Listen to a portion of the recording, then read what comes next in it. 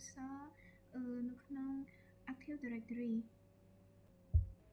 ដើម្បីឲ្យគាត់អាច login នៅក្នុងម៉ាស៊ីនកុំព្យូទ័រនឹងបានយើងបង្កើតនៅលើ server ហើយគាត់អាច login ពីម៉ាស៊ីននឹងបានអញ្ចឹងដើម្បីចូល Active Directory យើងត្រូវវាយ Windows នេះចេញហើយ Windows Administrator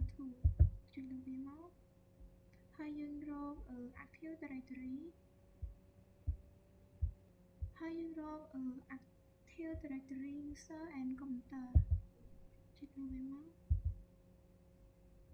អ្នកនរគ្នាឃើញ user នឹងអត់ user នឹងវាបង្កើតដោយ OU ជាស្រេចយកទៅបានបង្កើតអីទេនៅក្នុងនឹងដោយវាសុខាយើងចង់ design ក្រុមហ៊ុនមួយដែលមិនតូចហើយក៏មិនធំដែរទី1ខ្ញុំបង្កើត new ហើយយើងរកពី organizational unit OU ហៅកាត់ហើយយើងចុចលើវាមកហើយយើងដាក់ឈ្មោះហើយឈ្មោះកន្លែងហ្នឹងខ្ញុំដាក់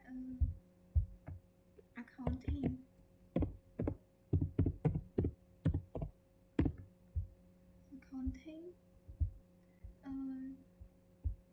មានន័យថា accounting ហ្នឹងវាជា apartment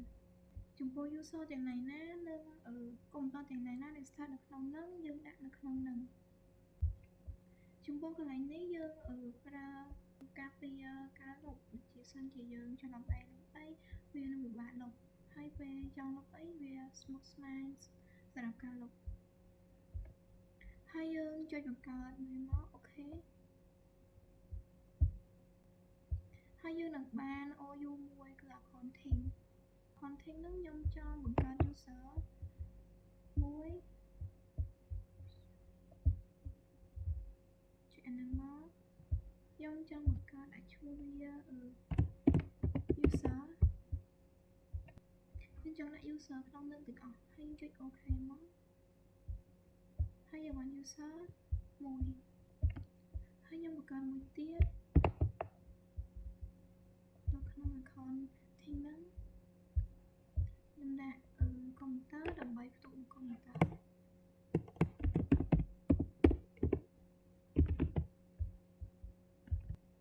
ហើយចុច OK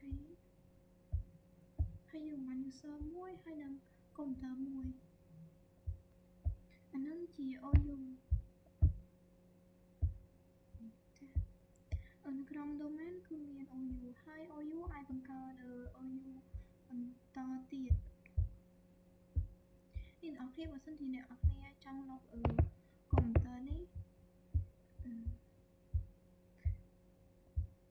គឺអ្នកនរគ្នាអាចលុបបានទេដោយសារតែយើងបានដាក់ការពារវាហើយ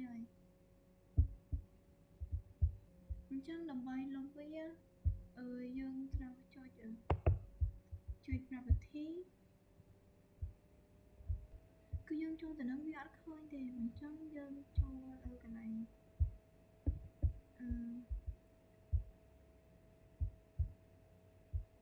ចូលអ្នកគ្នាចូល view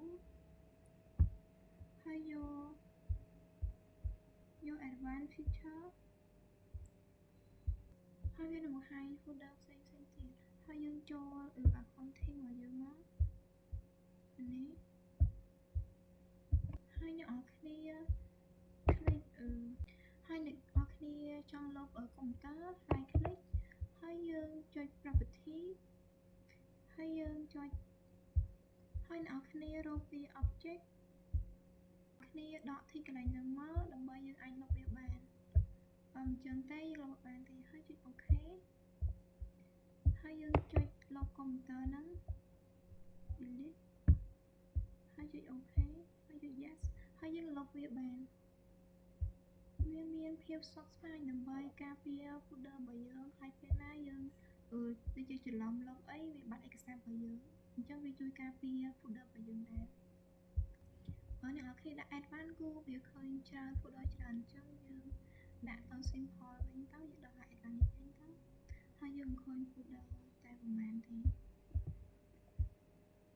ឃើញ user ហើយខ្ញុំបង្កើតកុំព្យូទ័រវិញ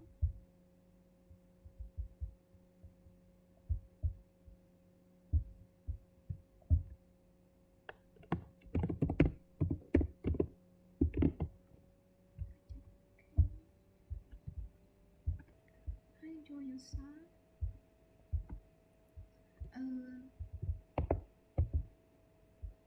ចំពោះ user ធំបំផុតយើងគួរតែសបោះចូលដោយសារតែអ្វីក៏ដោយឲ្យតែ default គឺអត់ល្អទេអ្នកនរគ្នាត្រូវតែ disable វាចោលប៉ុន្តែអ្នកនរគ្នាត្រូវតែបង្កើតឲ្យ user account ថ្មីដែលមានសិទ្ធិស្មើនឹង admin administrator ហើយមួយទៀតគឺ cache ជាទូទៅវា disable ហើយបើសិនជាយើងចង់បង្កើត user យើងចុច new ហើយយើងយក user គឺដើម្បីយើងអាច login បានបើយើងបង្កើតនៅលើ server យើងអាចបើគាត់បង្កើតនៅលើ server គាត់អាចបង្កើតគាត់អាច login តាម client បានហើយយើងបង្កើត user មក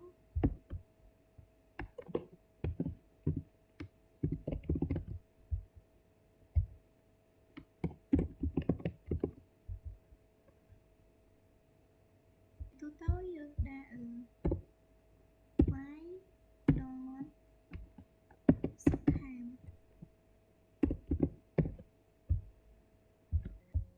ជាទូទៅគេមាន standard សម្រាប់បង្កើត user យើងអាចដាក់y.subcam ឬក៏យើងអាចសរសេរឈ្មោះពេញរបស់យើងក៏បានដែរបន្ទាប់មកយើងចុច next ហើយវានឹងឲ្យយើងដាក់ password ចំពោះ password វាតម្រូវឲ្យយើងដាក់មានលេខមានអក្សរអាចដាក់7ខ្ទង់ឡើង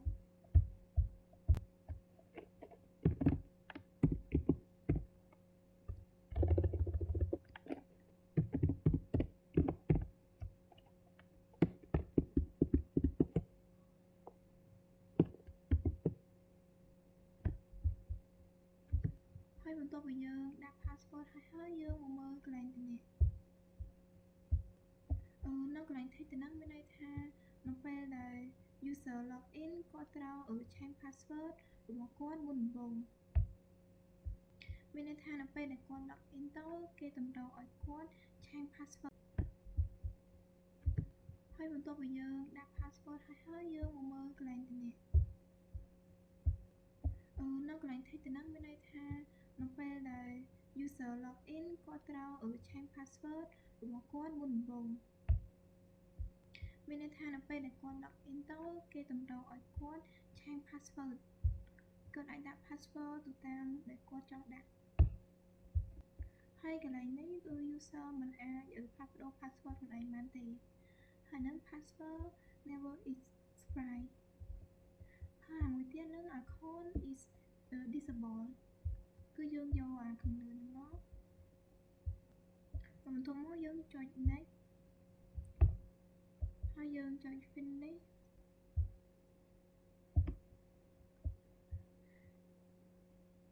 ហើយយើងបង្កើតបាន user មួយហើយបើសិនអ្នកគ្នាចង់ update ព័ត៌មានអីយើងចុចប្រវិធីវានឹងចេញឲ្យយើងជាច្រើនដើម្បីយើង update ហើយយើងមក set content ចូល account ហើយយើងចូល log on to បើយើងយក on computer សម្រាប់ computer ដែល join domain របស់យើងគឺអាច login បានទាំងអស់បើយើងយក polling computer មានន័យថាយើងអាចជ្រើសរើស computer ណាដែលអាច login ចូលបាននេះជាឈ្មោះ computer ដែលយើងបាន join domain កាលមុនយើងយក computer ហ្នឹងដើម្បី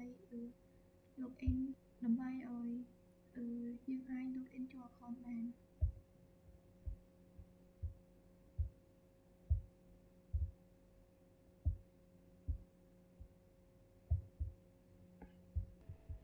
ចំពោះកន្លែងហ្នឹងយើងដាក់ឈ្មោះ computer ដែលយើងបាន join domain បន្ទាប់ពីយើងវាយឈ្មោះ computer ហើយយើងចុច add វាមកវានឹងចូលនេះគាត់ login បានតែ computer client ហ្នឹងទេហើយអត់អាច log account ផ្សេងបានទេ ហើយយើងជួយ cancel ហើយយើងទៅមើល member of domain name user ហ្នឹងបើសិនជាអ្នកនរគ្នាលុបអានឹងចោលនឹងតែយើងអត់ដាក់គាត់អាច login ចូល account បានទេហើយចុច OK មក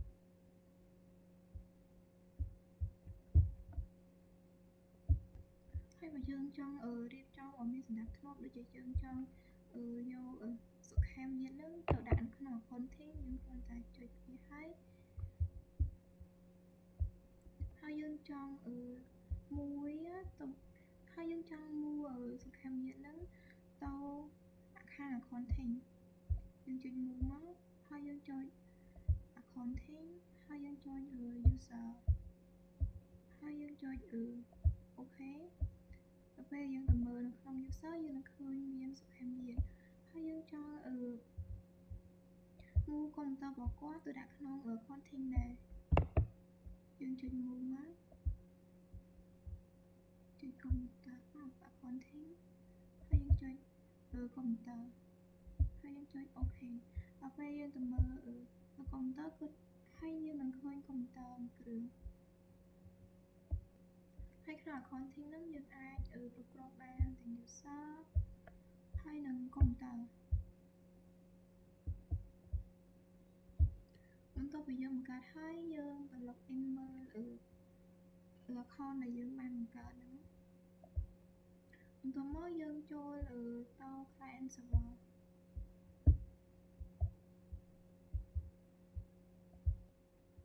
ហើយយើងចូលទៅ other user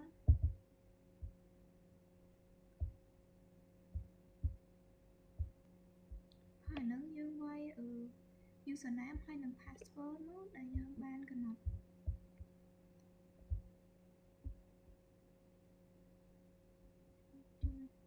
ចូលទៅចុច submit ហើយយើងចុច OK ហើយយើងឆែក password new password របស់យើងមកយើងចុច submit ហើយយើងចុច OK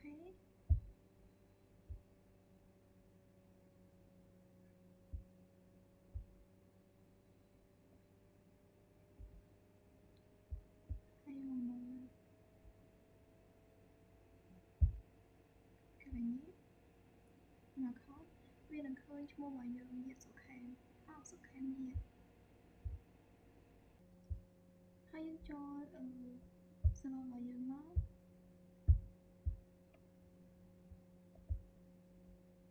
ហើយយើងចង់ disable account របស់គាត់ចោលតើគាត់អាចno login បានទេណាការ disable account របស់គាត់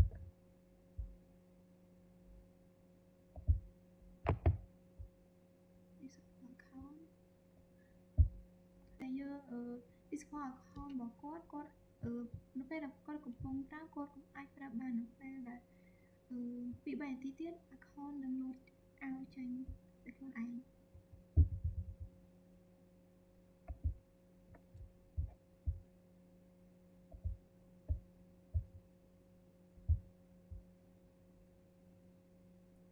ហើយយើង log out ចេញមក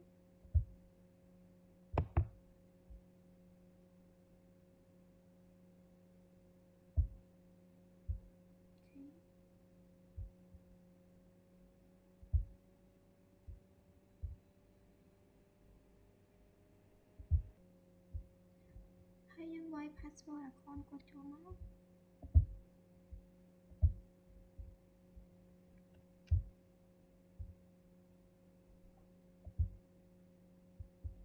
ហើយយើងចុច submit ទៅ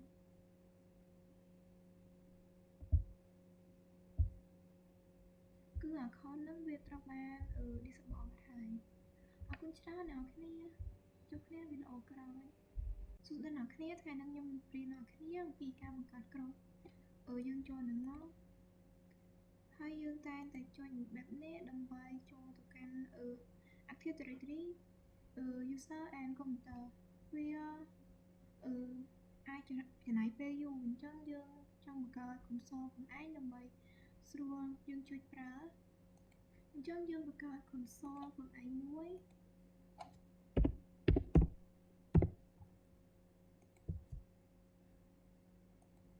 បន្ទាប់មកយើងវាយ MMC ដែលន័យពេញរបស់វាគឺ Microsoft Management Console ពាក្យកម្មវា MMC ហើយយើងចុចអូខេមកហើយវានឹងចាញ់បែបនេះ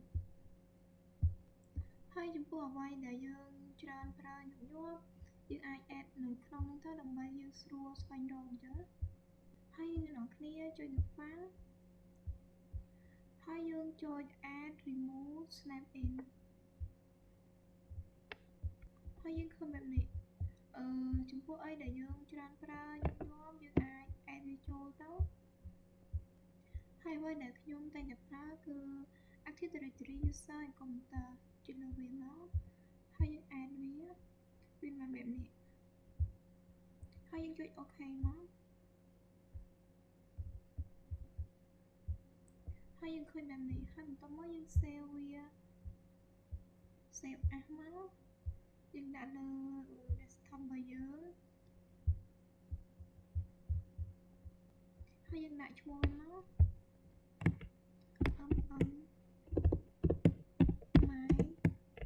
MMC ហើយយើង save វាមកហើយយើងខ្វែងវាមកហើយយើងនឹងឃើញមានconsole របស់យើងនេះតែយើងចុចវាមកវានឹងឃើញ Active Directory តែមិន folder ទេអញ្ចឹងវាយើងស្រួលក្នុងការស្វែងរកហើយនឹងធ្វើការជាមួយវាដែរហើយយើងហ្នឹងយើងរៀនពីការបង្កើតក្រុមយើងចុចក្នុងរបស់យើងមកហើយយើងចង់បង្កើតដាក់ក្នុងហ្នឹងក៏បានដែរហើយយើងបង្កើត folder មួយមកបដូរពាក្យ new ហើយយើងរកពាក្យ group ហើយខ្ញុំដាក់account admin admin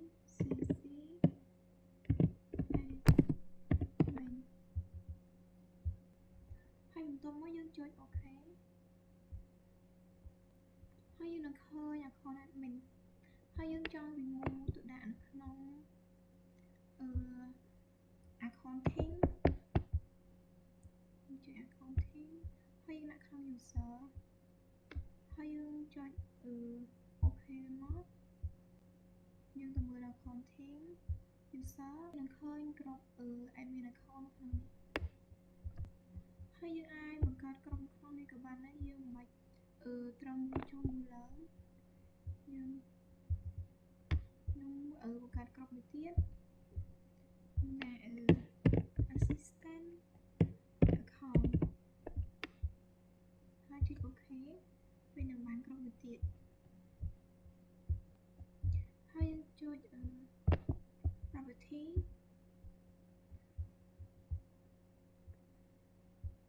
អាហ្នឹងយើងអាច add member ចូលក្នុងនឹងបានទៀតអាហ្នឹងយើងអាចដូចជាយើ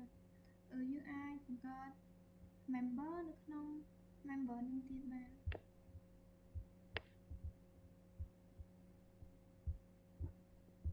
วันนี้យើងចុច property ហើយយើងចុចខាងនេះគឺអត់ទាន់មានmember ណាចូលក្នុងនោះទេដោយសារតែយើងអត់ទាន់បាន add ចូលដូចជាសុខាមយើង add គាត់ចូលនៅក្នុង group នេះយើងចង់ add ទៅក្នុងដូចជាខ្ញុំចង់ add ចូលទៅក្នុង group assistant accounting ហើយយើងចុចcheck name បើសិនជាវាចាញ់បន្ទាន់អញ្ចឹងវាថាយើងបញ្ចូលបានត្រូវហើយបើសិនជាយើងអត់ដឹងឈ្មោះក្រុមទេយើងអាចចុចនៅកន្លែងនេះហើយបន្ទាប់មកយើងចុច final វានឹងមានក្រុមបង្ហាញយើងដើម្បីយើងស្រួលចាប់ដាក់ហើយយើង select វាទៅហើយយើងចុចអូខេហើយវានឹងចូលបែបនេះហើយបន្ទាប់មកយើងចុចអូខេមកហើយអូខេទៀ ទៀតហើយមានន័យថាសុខេមនឹងនៅក្នុងក្រុមassistant accounting បន្ទាប់មកយើងចូលទៅក្នុងសុខេមជាប្រវិធីហើយយើងមើលថាសុខេមនឹងនៅក្នុងក្រុម2មាន assistant account និង domain user ហើយនៅពេលដែលយើង double click លើក្រុមហ្នឹងហើយយើងនឹងឃើញមានសុខេមនៅក្នុងក្រុមហ្នឹងដែរហើយយើងបង្កើត user មួយទៀតមក user គឺយើងបង្កើត user ប៉ុណ្ណេះបន្ទាប់មកយើងចុច next ចុចនេះមកហើយកន្លែងហ្នឹងយើងត្រូវដាក់password ដើម្បីឲ្យ user ហ្នឹងហើយយើងដាក់បែបនេះយើងត្រូវធានានេះហើយយើងចុច next ហើយចុច finish យើងនឹងបានuser data root មួយហើយបន្ទាប់មកយើង double click លើ data root ហ្នឹងមកហើ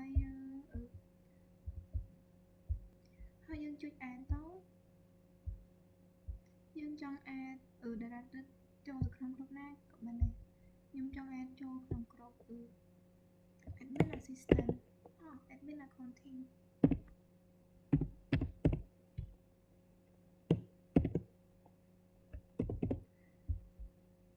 ហើយយើងចុច check បើវាចេញអញ្ចឹងមានថាវាត្រូវហើយយើងចុច OK មកហើយ data root ហ្នឹងមានគ្រប់2មាន domain user និង account admin accounting ហើយយើងចុច OK មកដល់អ្នកគ្នាថ្ងៃនេះខ្ញុំរៀនអ្នកគ្នាអំពីការធ្វើ file server file យើងផ្ទុកនៅលើ server ហើយយើង share ទៅឲ្យ user សម្រាប់ប្រើប្រាស់យើងចុចនឹង my OMG របស់យើងនឹងអាចបង្កើតមក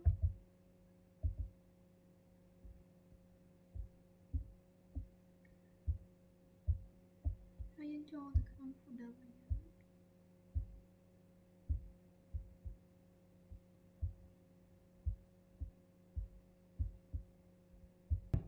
ហើយយើងចូលទៅក្នុង this PC ហើយដោយសារតែ drive របស់ខ្ញុំមានតែមួយអញ្ចឹងហើយ Lisa យើងតខ្ញុំបង្កើត folder មួយដាក់ឈ្មោះ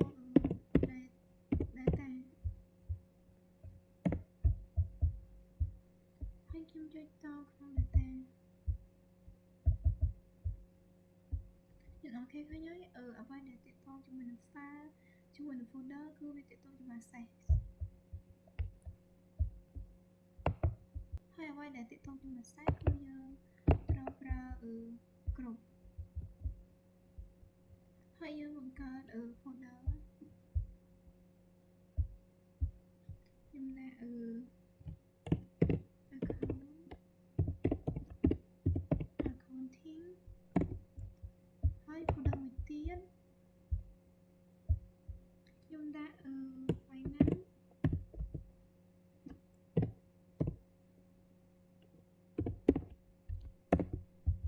ហើយ folder ពីរហ្នឹងវាអត់អាចហើយចំពោះaccounting มันអាចចូលមើលបទ finance បានទេហើយបទ finance ក៏មិនអាចចូលមើលបទ account បានដែរហើយយើងត្រូវត្រឡប់ server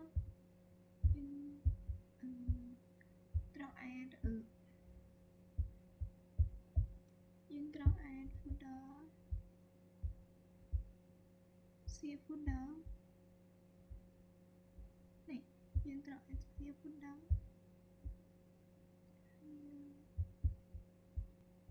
ហើយយើងចុច finish ហើយយើងចុច OK ហើយយើងចុចនៅក្នុង save folder ហ្នឹងមកហើយយើងចុចកន្លែង save អាហ្នឹង default save ហើយខ្ញុំមានfolder របស់ខ្ញុំហើយដែលបានបង្កើតពីរហើយយើងចុចហើយយើងចុច new share បន្ទាប់មកយើងចុច next បន្ទាប់យើងប្រើហើយយើងប្រើfolder ដែលយើងចង់ share គឺយើងប្រើaccounting ហើយចុច OK ហើយនឹងឈ្មោះកុំព្យូទ័ររបស់យើងទេបន្ទាប់មកយើងចុច next ហើយយើងចុច next ទៀតហើយនេះយើង user have read only យើងចុចមកសុំមក custom ហើយនឹងយើងចុច remove ទៅហើយបន្ទាប់មកយើងចុច add ហើយយើង add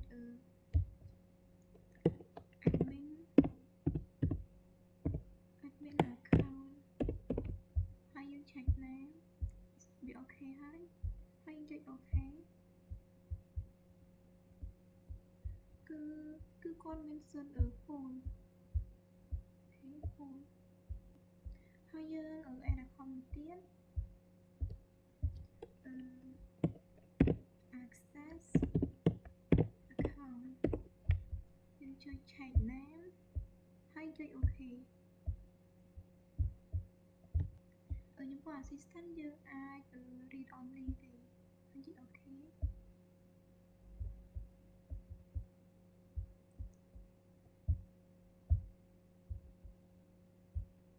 ហើយយើងចុច finish ហើយយើងចុច finish ហើយយើងចុចមើលរបស់យើងទៅ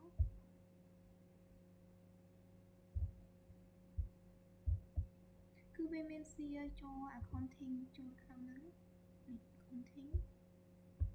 ពេលយើងធ្វើហើយគឺយើងទស្សនា login មួយសិនយើងចូល click in គឺខ្ញុំចូលទៅ account admin គឺ account តារារិទ្ធឈ្មោះទីចុចតារា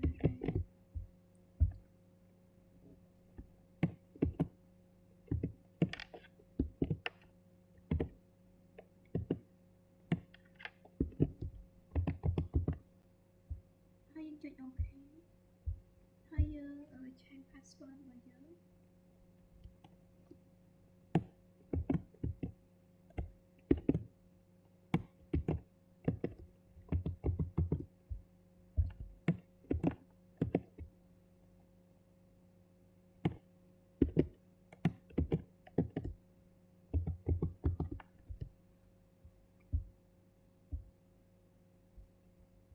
ហើយចុច OK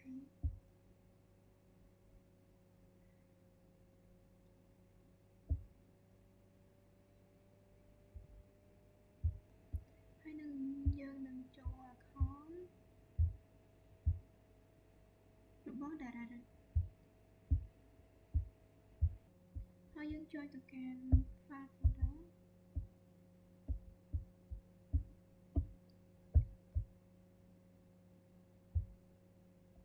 បើសិនជាយើងចង់share folder តាម network យើងត្រូវវាយ IP address តាមនេះយើងចុចទៅ PC របស់យើងសិនហើយយើងចុចវាយ address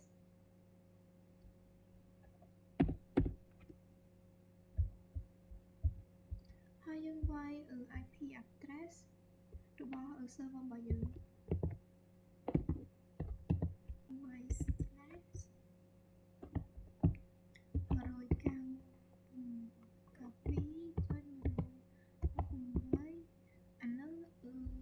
IP របស់ server របស់យើងចុច 1 ចុច 1 ចុច enter វានឹងឃើញ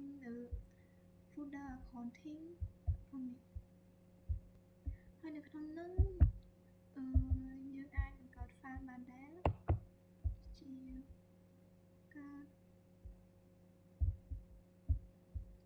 យើងបង្កើត text document ជាយើងហើយយើងដាក់ខ្ញុំដាក់ឈ្មោះបាក់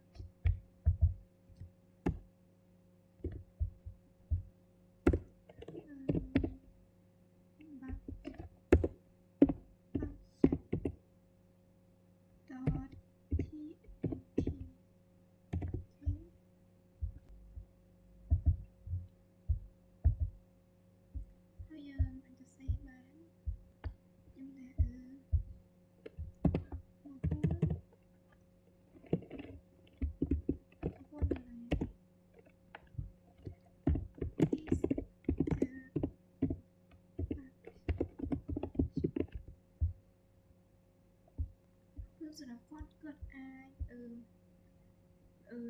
អាចបង្កើត file បានហើយយើងចុច save អូខេវានឹង save ចូលក្នុងហ្នឹងចឹងបើសិនជាយើងពិបាកក្នុងការវាយអញ្ចឹងយើងបង្កើតគឺយើងអាច map drive បានហើយយើងចុចទីត្រង់នេះ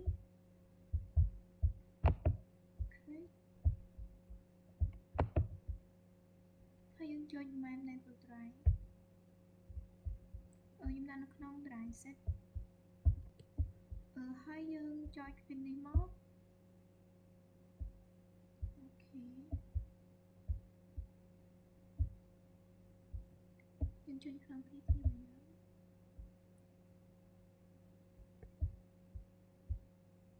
គឺមាន drive set នេះឃើញអត់ពេលថ្ងៃក្រោយយើងមិនបាច់វាយaddress ទៀតទេត្រឹមយើងគ្រាន់តែចូលក្នុងនឹងមកយើងឃើញdrive E drive C របស់យើងអត់ចឹងអូខេ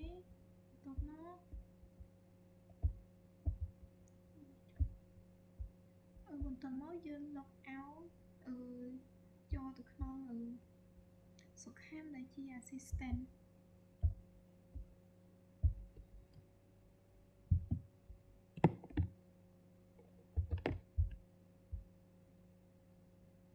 ចូល user ហើយយើងចុច play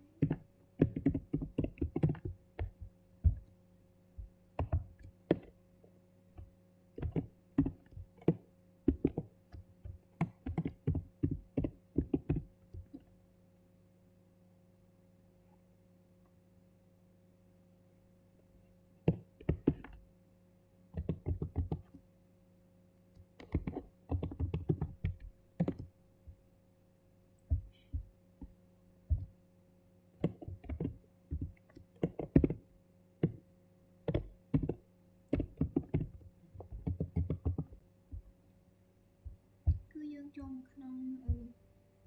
account របស់សុខាមជាតិមកវា account ហ្នឹងគឺជា account នៅក្នុង group assistant យើងចូលនៅក្នុង PC មកវាអត់ឃើញមាន share drive ទេយើងវាយវាតាម network មកតាម IP address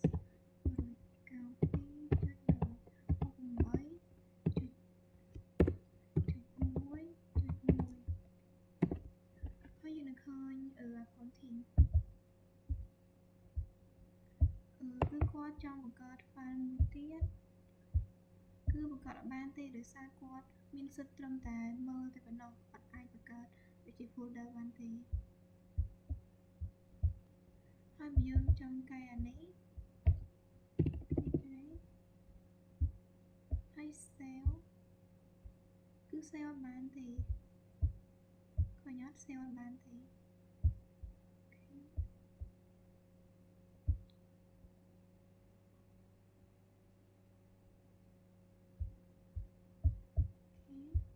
គាត់គឺបានតែ read only ទេគាត់អត់អាចកែឬក៏ addបន្ថែមនៅ folder ផ្សេងទៀតទេ